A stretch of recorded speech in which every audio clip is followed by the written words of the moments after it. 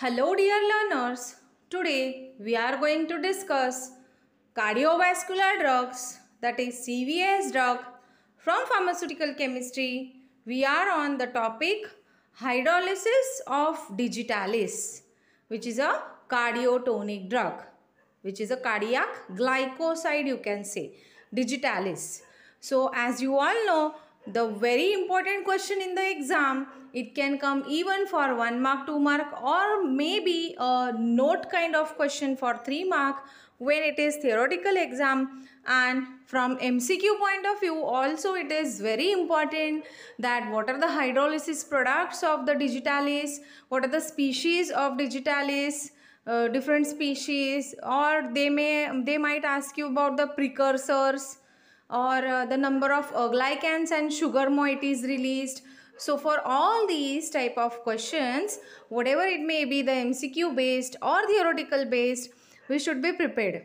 So today we are going to cover this very important topic, that is digitalis, that too from hydrolysis aspect only. The properties, uses, structure and all these we will study in another video. So to talk about the theoretical aspect of digitalis, which is about the hydrolysis, to start with, here it is, first thing, it is a cardiotonic drug.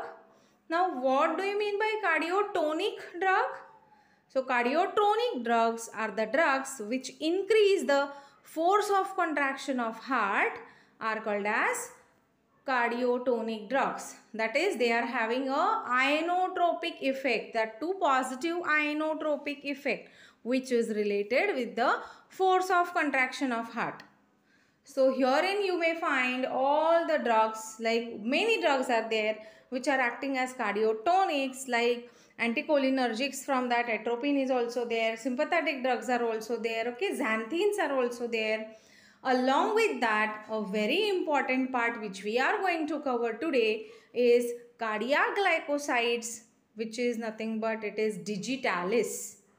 So from digitalis, now this, see, you can see here, it deals with the inotropic effect, that is, it is having a positive inotropic effect, that is increasing the force of contraction of heart, wherein the positive inotropic effect, where these medications are working when the heart is not able to pump the enough blood for the body's needs, body tissues. Herein the drugs will increase the muscle contraction or the strength of muscles of the heart, and in turn it will increase the stroke volume and cardiac output. This way they are going to help us in severe conditions like myocardial ischemia in general terms, which is known as heart attack, and many others. So this cardiotonic drugs, we have gone through the definition, which are mainly used for the inotropic effect on the conducting system of the heart, and they are used to increase the force of contraction. That too, this is very important, that without increasing the oxygen consumption, मतलब oxygen का demand increase किए बिना they work with the positive inotropic effect. तो इसके examples क्या क्या है? The examples are digitalis glycoside and other cardiac glycosides, and many more examples we have seen in the previous slide. So this digitalis glycoside we are going to talk about today. So this digitalis, what is that digitalis? Now this digitalis consists of two main species, major species, like digitalis species having purpurea, that is digitalis purpurea, and digitalis lanata. Now when you are talking about the names, purpurea, it is splitted into two parts, purpurea, and when you are talking about lanata, it is having a split up for three, like lanata and purpurea. Purpurea is two, you are supposed to talk it the way I am talking, like purpurea. So it is purpurea and lanata. So there is a significance behind pronouncing it the way in splitting pattern, because see, as you can find here, so this is digitalis purpurea, okay. So digitalis purpurea and digitalis lanata, these are the two species wherein they consist of various glycosides. So अभी वो glycosides क्या है? तो just now we had a talk that how you are supposed to call purpurea, that is purpurea, two words, purpurea. So since it is split into two, purpurea, it is two glycosides. So this digitalis purpurea is having two glycosides, that is digitoxin and G-toxin. So DG है DG, so it is first is D, so it is digitoxin and second is G, so it is G-toxin. ऐसे याद रखना है. digitalis purpurea, purpurea है, दो है तो दो ग्लाइकोसाइड्स है परप्यूरिया के.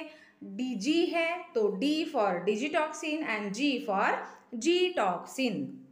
And whereas the digitalis lanata, since it is split into three, lanata, so it is having three glycosides. Purpurea के थे दो ग्लाइकोसाइड्स, lanata के हैं three glycosides. So how you are going to remember this? Now दो तो same है जो purpurea के है. DG है तो D for digitoxin, G for G-toxin, and the third one is digoxin. So again it is only D, it is only G, and it is now combination of DG. So digo. Okay, so digoxin. So it is DG-toxin, G-toxin and digoxin. So this way you are supposed to remember. So I told you the split up into 2 and 3. So ये हो गया about the glycosides of the species of digitalis. Purpurea है तो दो glycosides है. Purpurea दो है, lanata तीन है तो तीन ग्लाइकोसाइड्स है. It is very simple to remember. So अभी ये जो ग्लाइकोसाइड्स है उनको बनने के लिए कुछ प्रिकर्सर्स लगते हैं, उनके सिंथेसिस के लिए कुछ प्रिकर्सर्स लगते हैं. तो डिजिटॉक्सिन का अपना अलग प्रिकर्सर होता है, जीटॉक्सिन का अपना अलग प्रिकर्सर होता है, परप्यूरिया में भी अलग होता है, लैनाटा में भी अलग होता है. So here when you are talking about the purpurea का digitoxin, since it is the purpurea, उसको प्रिकर्सर लगता है परप्यूरिया ग्लाइकोसाइड ए. ए क्यों? क्योंकि डिजिटॉक्सिन पहले है, डी पहले है, जी बाद में है तो उसको बी लगेगा. और वो प्रिकर्सर का नाम क्या है? Purpurea glycoside B, which is for gitoxin, and purpurea glycoside A, which is for digitoxin. So वैसे ही जो लैनाटा के ग्लाइकोसाइड्स है उनको भी सिंथेसिस के लिए प्रिकर्सर्स लगते हैं. तो वो भी सेम है, बट यहाँ पे सिर्फ ए और बी नहीं रहेगा, ए बी सी रहेगा, क्योंकि इसमें तीन है. तो डिजिटॉक्सिन पहला है, जीटॉक्सिन बाद में है, डिगॉक्सिन थर्ड है.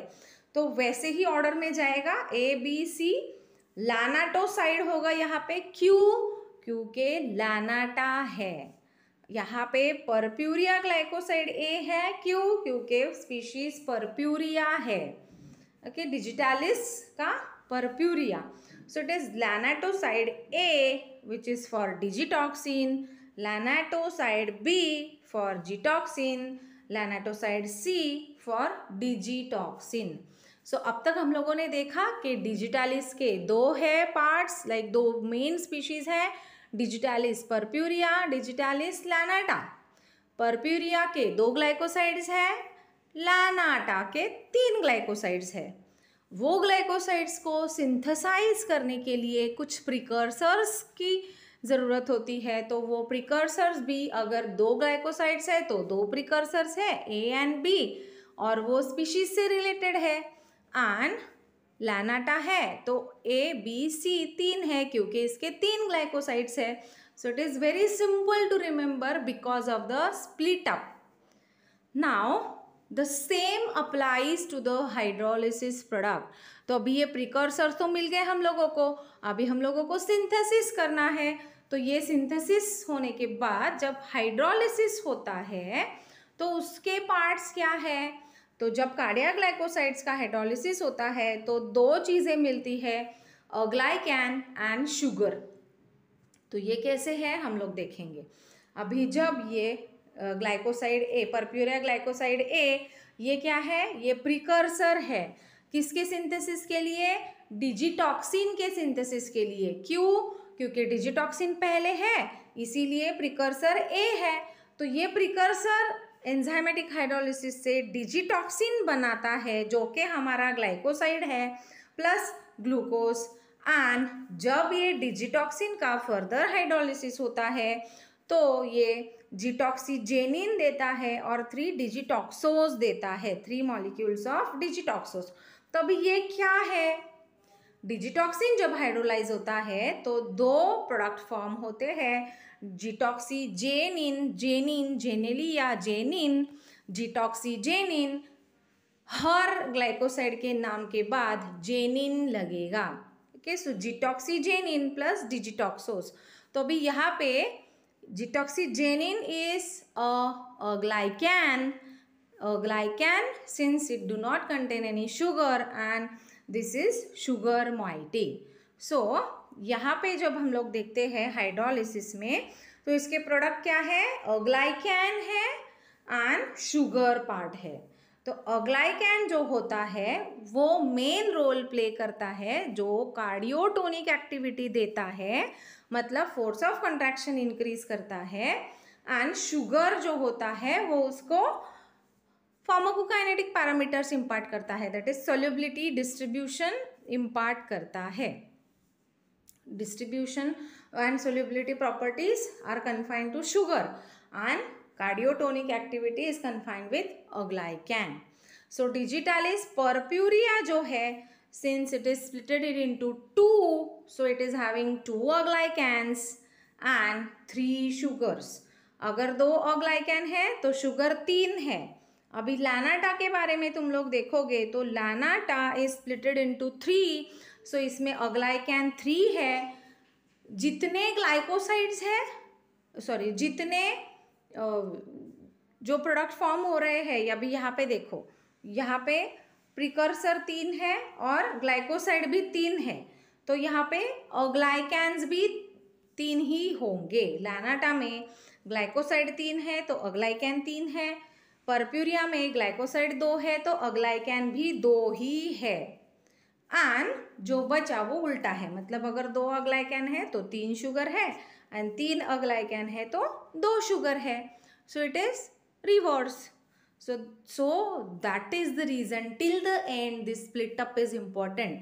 परप्यूरिया एंड लानाटा, 2 ग्लाइकोसाइड है परप्यूरिया के, 2 अग्लाइकैन है परप्यूरिया के, 3 ग्लाइकोसाइड है लानाटा के, 3 अग्लाइकैन है लानाटा के। सो ये टेबल है जो अभी तक हम लोगों ने देखा उसका समरी। मतलब 2 स्पीशीज है, डिजिटालिस परप्यूरिया, डिजिटालिस लानाटा। परप्यूरिया में 2 ग्लाइकोसाइड्स है, लानाटा में 3 ग्लाइकोसाइड्स है। परप्यूरिया के डिजिटॉक्सिन, जिटॉक्सिन, लानाटा के डिजिटॉक्सिन, जिटॉक्सिन एंड डिगॉक्सिन। सो इसमें परप्यूरिया है, सो इसीलिए प्रिकर्सर भी परप्यूरिया ग्लाइकोसाइड ए है for first glycoside, and for second glycoside that is gitoxin purpurea glycoside B है। So it is summary that for this species these are the glycosides, इनके synthesis के लिए ये precursors लगते हैं, and after hydrolysis it is getting hydrolyzed to अग्लाइकैन and sugar. so ये अग्लाइकैन मिलता है डिजिटॉक्सिन से, that is डिजिटॉक्सीजेनिन, and जिटॉक्सिन से मिलता है जिटॉक्सीजेनिन। तो अगर इसको तुम लोग ध्यान से देखोगे, डिजिटॉक्सिन है तो ये डिजिटॉक्सीजेनिन है, जिटॉक्सिन है तो ये जिटॉक्सीजेनिन है, सेम वे डिगॉक्सिन है तो ये डिगॉक्सीजेनिन है। And here purpurea is with 3 sugars and lanata is with 2 sugars, that is D digitoxose. So ये है समरी जो अब तक हम लोगों ने देखा। Purpurea 2 glycoside, 2 precursor, 2 अग्लाइकैन। लानाटा 3 glycoside, 3 precursor, 3 अग्लाइकैन and 2 sugar, यहाँ पे 3 sugar. So this is all. So this table is going to give you an clear idea whatever we have seen till now in the video. So you are supposed to remember this table, which is A to Z. Whatever may be the question, let it be a MCQ, let it be a theory sort of question, it will give you an clear idea if this is in your mind. And that too, the whole table deals with the split up per Puria and Lanata. So this we have already seen. Okay. Then next is this summarizing of the hydrolysis of digitalis will continue with the properties of digitalis and the uses of digitalis in the next video. So stay tuned with us for the further part of digitalis. Till that, thank you.